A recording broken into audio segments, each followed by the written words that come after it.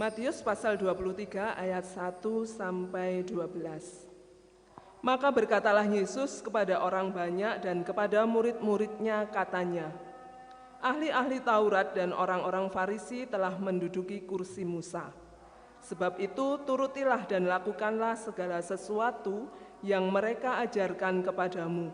Tetapi janganlah kamu turuti perbuatan-perbuatan mereka, karena mereka mengajarkannya tetapi tidak melakukannya.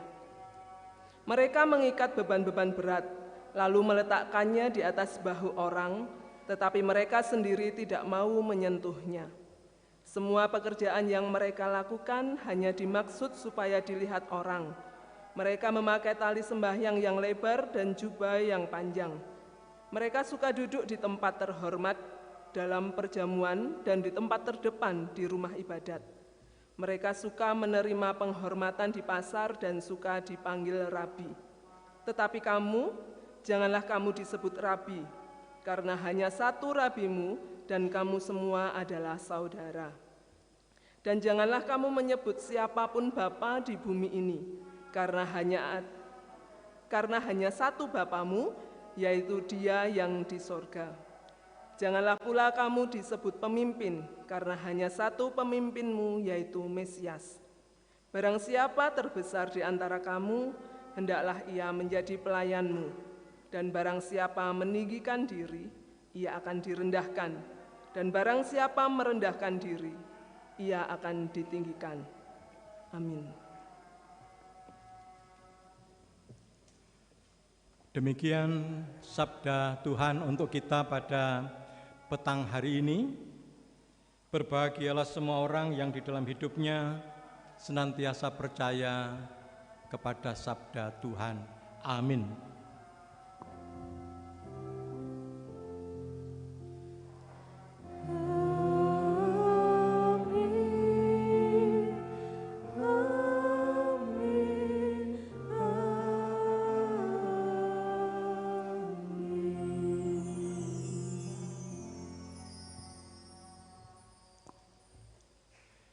Ibu bapak dan saudara-saudara yang dikasihi Tuhan, ketika saya menyiapkan khotbah untuk sore hari ini dalam rangka Hari Raya Unduh-Unduh,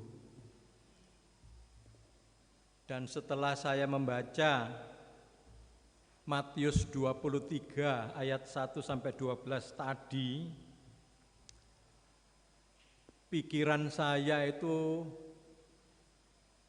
mengingat suatu khotbah yang saya dengar sudah puluhan tahun yang lalu tentang persembahan. Tetapi khotbah itu, khotbah orang lain yang saya dengar, itu saya beri sebutan khotbah yang nakal. Khotbah itu ada yang nakal dan ada yang tidak nakal. Ini ada khotbah yang nakal. Tapi nanti panjenengan terserah menyebut nakal apa enggak, saya mau cerita. Sudah berpuluh-puluh tahun yang lalu saya itu mengikuti kebangunan rohani di Kompleks Angkatan Laut Malang, Jalan Yos Sudarso. Mungkin panjenengan tahu, namanya Kalem. Nah, di sana dulu sering dipakai waktu saya masih mahasiswa, itu sering dipakai untuk kebangunan rohani. Suatu sore yang di acara itu ada beberapa orang naik ke atas panggung. Saya dengan jemaat yang lain ada di bawah. Di antara yang di atas panggung itu saya tidak tahu itu pendeta atau gembala atau evangelis atau apa pokoknya bukan dari GKJW. Tiba-tiba dia bercerita begini. Ini saya menirukan yang khotbah itu. Saudara-saudara, suatu saat setan itu datang ke gereja. Dia masuk ke gereja dan di dalam gereja itu ada pendetanya. Nah, pendetanya melihat setan masuk ke gereja, pendeta itu lari langsung mengambil salib yang ada di gereja itu. Karena menurut bayangannya setan itu takut sama salib. Kemudian salib itu dilemparkan ke setan itu. Ternyata setannya itu senyum-senyum saja. Nggak bisa katanya, nggak bisa salib mengusir saya. Itu kan cuma ada di film-film. Saya ini setan yang maha kuasa. Pendeta itu kemudian cari salib yang lain lagi. Diambil, dilemparkan ke setan itu. Dan setan itu tetap tersenyum-senyum terus. Berapa salib yang ada di ruang gereja, di konsistori diambil semua, dilemparkan ke setan itu tidak bergeser sama sekali, terus maju. Akhirnya pendetanya bingung. Apa saja yang ada itu diambil, dilemparkan ke setan itu. Ternyata suatu saat ada sebuah benda yang dilemparkan ke setan itu, dan setan itu langsung terbirit-birit lari. Panjenengan tahu benda apa yang dilempar oleh pendeta itu sampai setannya lari? Kira-kira apa? Nah, itu tidak ada yang tahu. Dulu di kebangunan rohani juga nggak ada yang tahu. Ternyata yang dilempar itu adalah kantong persembahan. Setannya itu tidak punya sangu untuk disungsung. Jadi persembahan itu menakutkan bagi setan. Dalam hati saya, iki pendeta ini ngarang iki cerita ngawur, saya bilang. Dikarang-karang dhewe supaya orang mau persembahan, supaya mau pisungsung. Jadi kalau tidak mau persembahan itu golongan setan. Ini termasuk khotbah yang nakal. Nah, sekarang khotbah yang kedua yang tidak nakal. Kalau sudah selesai undo-undo nanti ada panitianya ya. Ini ketua panitia enggak hadir ini. Ada? Oh, enggak saya panggil enggak. Cuma ada saja. Pasti nanti ada laporannya. Jumlah hadir ibadah pagi sekian, ibadah sore sekian. Jumlah persembahan ini sekian. Nah, begitu pasti ada laporannya. Pada umumnya cuma dua itu, jumlah hadir sama jumlah uang, baik itu dari persembahan maupun dari benda-benda yang bisa dijual, parsel atau makanan atau apapun. Tapi bisa juga suatu saat persembahan itu berbentuk benda yang tidak dijual tetapi bisa dipasang di gedung gereja atau di mana. Tapi Ibu Bapak dan saudara-saudara, saya di dalam cawisan khotbah ini saya merenungkan, apakah lengkap laporan panitia itu? Cuma jumlah hadir sama uang sama ya benda apa saja yang disampaikan, mungkin juga termasuk transfer lewat bank. Ibu Bapak dan saudara-saudara, kita tidak mungkin merayakan hari raya undo-undo ini kalau gedung gereja ini tidak ada. Dengan segala perlengkapannya. Berarti yang membuat gedung ini ada, lengkap dengan segala peralatannya, itu adalah orang-orang yang juga mempersembahkan sesuatu dalam rangka hari raya unduh-unduh ini. Mungkin sebagian besar panjenengan, tetapi sebagian besar mungkin sudah meninggal dunia. Saya datang ke Sukun tahun 2007. Sukun ini lahir tahun 2005. Sopo iku? Hebat. 2005. Berarti saya tidak terlibat untuk mengadakan gedung ini. Berarti yang mengadakan gedung ini dengan segala perlengkapannya itu juga orang-orang yang ambil bagian dalam persembahan ini, yang sekarang kita pakai untuk unduh-unduh.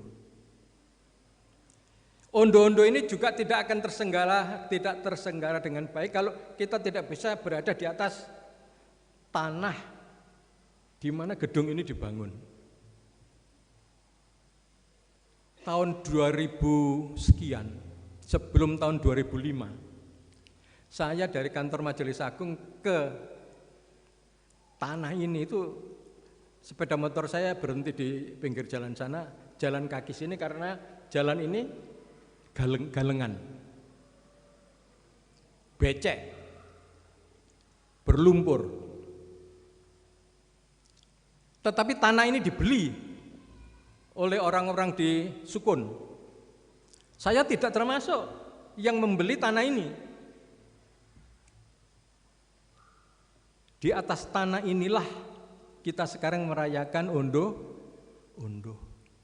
Berarti yang membuat tanah ini menjadi milik GKJW Jemaat Sukun itu adalah orang-orang yang sudah mempersembahkan. Yang persembahannya bisa kita pakai untuk ibadah sekarang ini. Saya tidak termasuk. Dan sebagian dari mereka sudah meninggal dunia. Jadi orang sudah meninggal dunia, menurut saya dalam prakteknya itu masih bisa mempersembahkan sesuatu yang berguna sampai hari ini. Ibadah kita ini bisa kita lakukan karena kita memakai Alkitab. Alkitab ini tidak tiba-tiba ada yang nulis. Ada yang menerjemahkan, ada yang mencetak. Dan kita pakai untuk unduh-unduh sekarang. Termasuk nyanyian Kidung Jemaat, apa PKJ atau lagu apapun yang kita pakai. Para penulis, para pencipta lagu, para pencetak, para pengedar Alkitab dan buku-buku semua itu juga ambil bagian di dalam persembahan yang kita lakukan sekarang dengan unduh-unduh ini. Dan ibu bapak saudara-saudara jangan lupa, unduh-unduh ini hanya bisa terselenggara karena dulu ada satu orang yang umurnya tidak sampai lansia, tidak sampai tua, yang menghaturkan persembahan pribadi. Bukan di atas altar, pisungsungnya bukan di kantong persembahan atau di keranjang, tapi pisungsungnya itu di sebuah tempat yang namanya Bukit Golgota. Bukit Golgota adalah tempat pisungsung atau persembahan yang terbesar sepanjang sejarah yang menyebabkan di Sukun ini ada gereja, di Sukun ini ada jemaat, di Sukun ini ada hari raya unduh-unduh sekarang. Itu dimulai dari pisungsungnya satu orang yang umurnya tidak sampai tua, yang mempersembahkan dirinya di Bukit Golgota. Jadi Ibu Bapak, dari Matius 23 ayat 1 sampai 12 ini kita tahu kalau kita pisungsung apapun kepada Tuhan, persembahkanlah itu dengan rendah hati. Barang siapa meninggikan diri, dia akan direndahkan, dan barang siapa merendahkan diri, ia akan ditinggikan. Amin.